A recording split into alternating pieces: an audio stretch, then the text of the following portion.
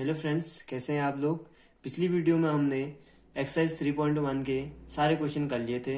अब हम थोड़ा आगे बढ़ते हैं। तो आगे के टॉपिक हैं ऑपरेशन ऑन मैट्रिक्स, यानी कि आव्यूह पर संक्रियाएं कि आव्यूह पर क्या क्या संक्रियाएं लगती हैं, उन संक्रियाओं के बारे में हम पढ़ेंगे। तो आव्यूह पर पहली संक्रिया जो लगती है वो लगती है एडिशन ऑफ मैट्रिक्स, यानी कि आव्यूहों का योग। ठीक हो गया। तो आव्यूहों का योग क्या होता है कि मान लेते हैं हमें एक मैट्रिक्स दे रखा, इफ ए इक्वल टू हमें गिवन है A11 A12 और A21 A22। क्लियर हो गया।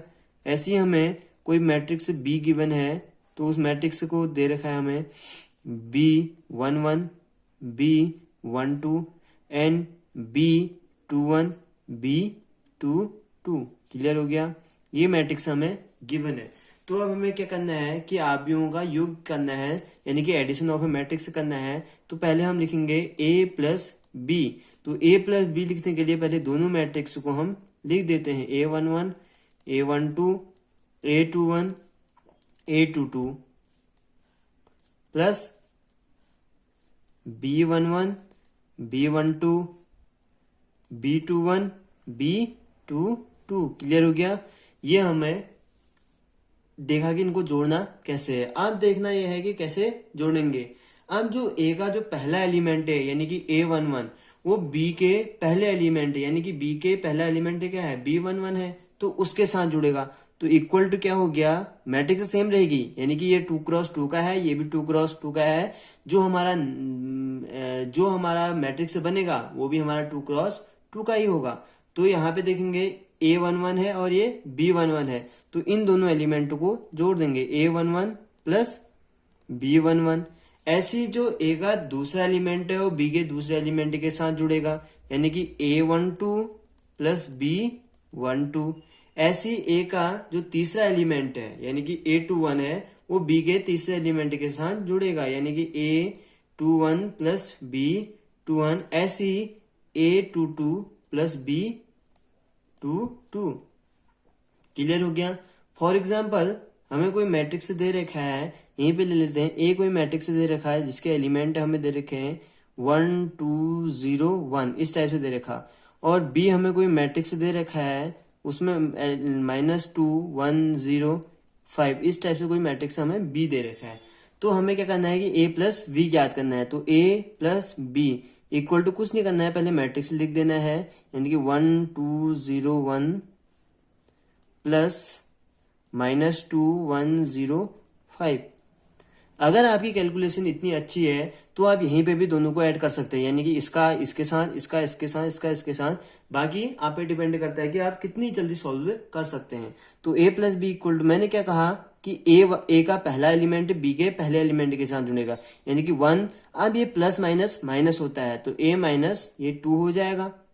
ठीक हो गया। ऐसे ही जो 0 है, दूसरा एलिमेंट है, वो बी के दूसरे एलिमेंट के साथ जुड़ेगा, यानी कि 0 प्लस 1।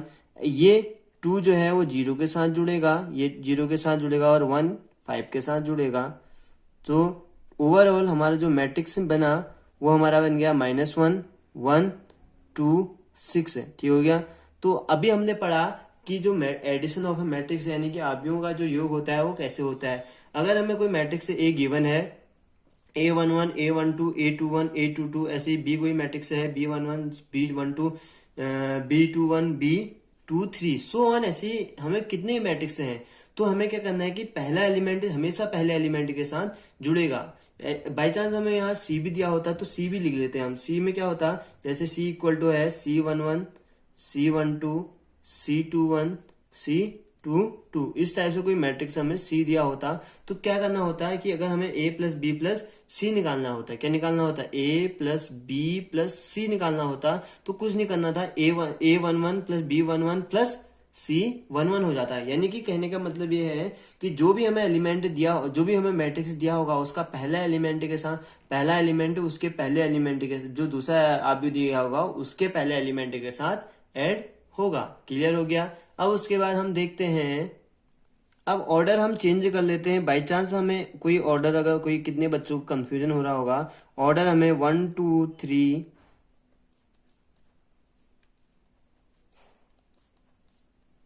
1 और ऐसी बी हमें गिवन है 101157601। इस टाइप से हमें कोई दूसरा मैट्रिक्स है गिवन है। इसका ऑर्डर है 3x3 का और इसका ऑर्डर भी है 3x3 का। ठीक हो गया, इसका दोनों का ऑर्डर हमारा सेम है, तो दोनों के ऑर्डर सेम है, तो करना कुछ नहीं है, जो हमने पहले पढ़ा था वही करना, इसमें अप्लाई करना है। यानी कि a इज इक्वल टू क्या हो जाएगा, a plus B equal to, अब दोनों को मैं सेम लिखने की जरूरत नहीं है क्योंकि अब सबको समझ में आ गया है कि मैं करना क्या चाहता हूँ।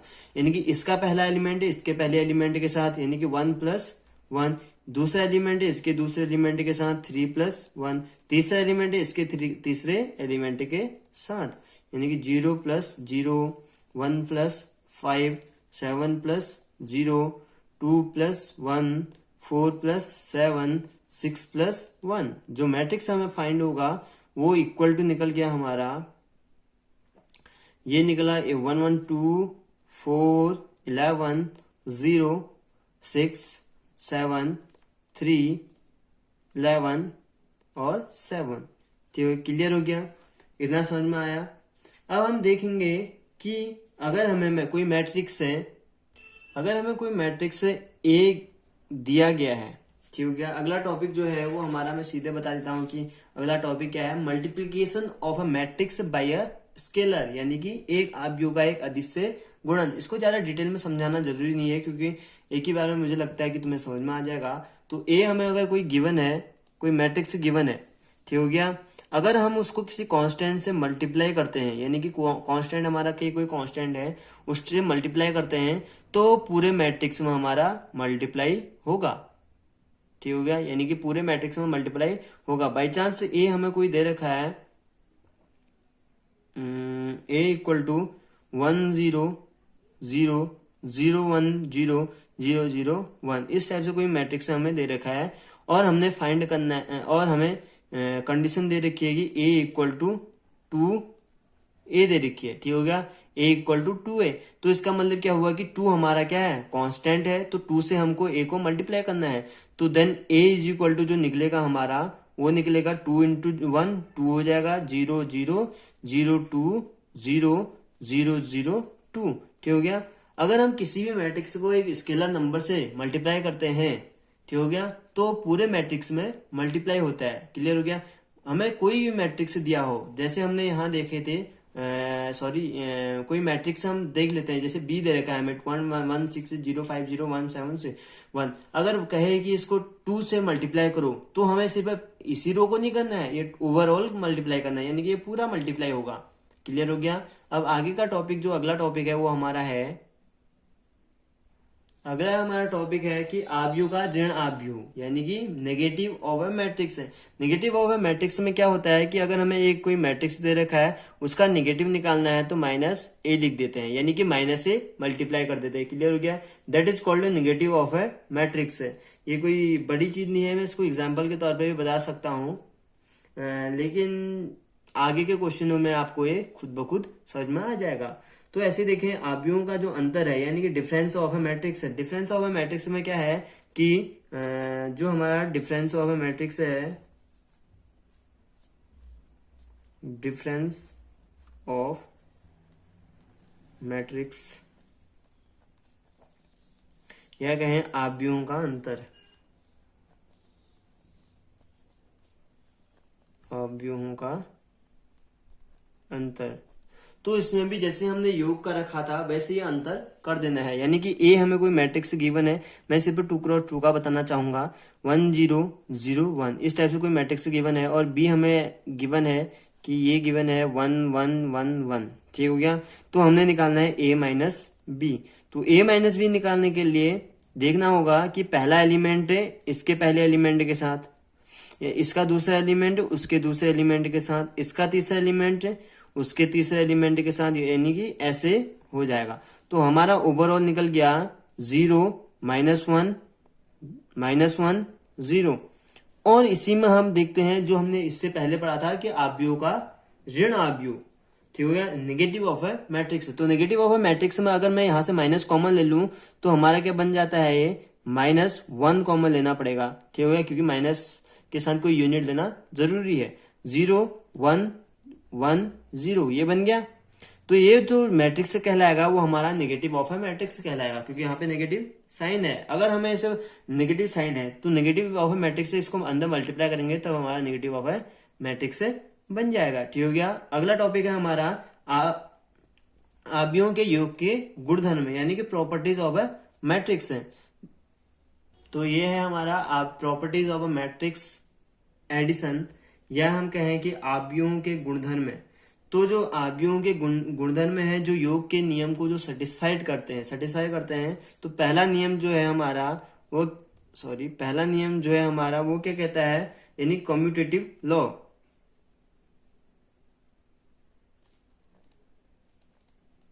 कम्यूटेटिव लॉ या कहें क्रम विनिमय नियम।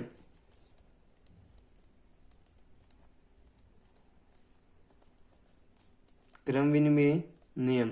तो क्रम विनिमय नियम क्या कहता है कि अगर हमें दो मैट्रिक्स दे रखे हैं ए, ठीक हो गया, और ए और हमें दो मैट्रिक्स दे रखे हैं और बी, तो जब इनका एडिशन होगा यानी कि ए प्लस बी का जो एडिशन होगा वो हमेशा हमारे बी प्लस ए के एडिशन के इक्वल होगा। यानी कि ए प्लस बी हमारा जो होगा वो हमेशा बी प्लस ए के इक्वल होगा। और इसमें एक कंडीशन होती है कि इनका लेकिन ऑर्डर सेम होना चाहिए। ठीक, ऑर्डर सेम होना चाहिए। अगर वो 2x2 का है तो ए भी 2x2 का होना चाहिए। बाई चांस ए मैट्रिक्स हमें 2x3 का दे रखा तो बी मैट्रिक्स भी हमारा 2x3 का होना चाहिए। तो अगला जो प्रॉपर्टी है हमारी वो सेकंड प्रॉपर्टी है एसोसिएटिव लॉ। एसोसिएटिव लॉ, इसको हिंदी में कहते हैं साहचर्य नियम। सहचर्य नियम, ठीक हो गया। तो सहचर्य नियम क्या कहता है कि अगर हमें दो मैट्रिक्स को एडिशन दे रखा ए प्लस बी, हमारे तीन मैट्रिक्स हैं, हमें तीन मैट्रिक्स दे रखे ए प्लस ए बी सी, तीन मैट्रिक्स दे रखे हैं। जब हम ए प्लस बी प्लस सी का जो इनका जो सम निकालेंगे वो हमेशा हमारा ए प्लस, अब हम यहाँ पे बी प्लस सी को दिखा देते हैं, यानी कि ए प्लस बी, एक पहले इन दोनों को ऐड करेंगे फिर उसके बाद प्लस सी करेंगे, इक्वल टू ए, पहले बी प्लस सी को प्लस करेंगे उसके बाद ए को प्लस करेंगे। तो इन तीनों का जब सम निकालेंगे तो हमारा वो हमेशा इक्वल आना चाहिए। अगर इक्वल नहीं आया तो एसोसिएटिव नियम का पालन नहीं करता, यानी कि associative law is not satisfied. तो थर्ड जो लॉ कहता है हमारा, थर्ड जो कंडीशन कहती है एग्जिस्टेंस ऑफ एडिटिव आइडेंटिटी, यानी कि एग्जिस्टेंस ऑफ एडिटिव आइडेंटिटी। तो इसका हिंदी का मतलब क्या हुआ कि योग के तत्समक का अस्तित्व, योग के तत्समक का अस्तित्व। तो योग के तत्समक का अस्तित्व कब होगा, हमें मान लिया जाए कोई मैट्रिक्स दे रखा है m क्रॉस n का, ठीक हो गया। तो इसका तो ये सेटिस्फाई कब होगा, अगर हमें जो हमारा तत्समक का नियम क्या कहता है कि कि मैट्रिक्स अगर इसको किसी भी मैट्रिक्स से मल्टीप्लाई करो, यानी कि वो हमारा कोई मैट्रिक्स है और ये मैट्रिक्स हमेशा हमारा शून्य मैट्रिक्स होगा। शून्य मैट्रिक्स यानी कि नल मैट्रिक्स कहते हैं।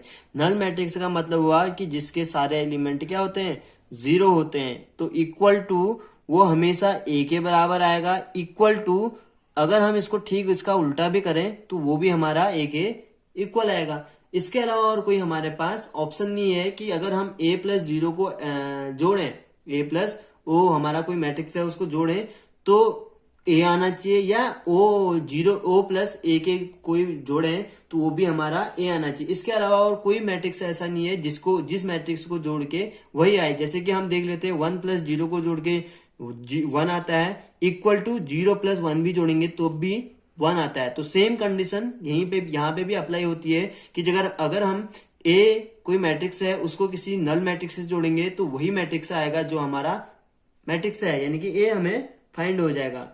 अब उसके बाद आता है योग के प्रतिलोम का अस्तित्व, यानी कि एग्जिस्टेंस ऑफ एडिटिव इनवर्स है। लास्ट ना कहूंगा मैं इसको, देखते हैं क्या है। एग्जिस्टेंस ऑफ एडिटिव इनवर्स, इसको हिंदी में कहेंगे योग के प्रतिलोम का अस्तित्व। योग के प्रतिलोम का अस्तित्व। तो योग के प्रतिलोम का अस्तित्व क्या होगा? अगर हमें कोई मैट्रिक्स दे रखा है, ठीक हो गया, अगर हमें कोई मैट्रिक्स दे रखा है तो उसमें हम क्या ऐड करें, या क्या जो भी है क्या ऐड करें कि हमारा जो आइडेंटिटी है, यानी कि आइडेंटिटी हमारी क्या है, आइडेंटिटी हमारी ओ है, यानी कि नल मैट्रिक्स है, वो आ जाए। तो हम क्या करेंगे कि अगर ए हमें कोई गिवन है तो ठीक इसके उल्टे से इसको अगर ऐड करेंगे तो हमारा नल मैट्रिक्स बन जाएगा। जैसे देखते हैं, प्लस हम इसको माइनस ए से अगर ऐड करें तो हमारा नल बनेगा, नहीं बनेगा। या हम देखें equal to minus a plus a करें। फॉर एग्जाम्पल माइनस, जब हमें एक कोई एलिमेंट दे रखा, अब उसको हम किससे ऐड या ऐड करें कि हमारा आइडेंटिटी बन जाए, यानी कि इक्वल टू 0 बन रहा है। अब इसी को अगर हम लेफ्ट हैंड साइड और राइट हैंड साइड से जोड़ें तो वो भी हमारा 0 बन रहा है। तो इसका मतलब ये हुआ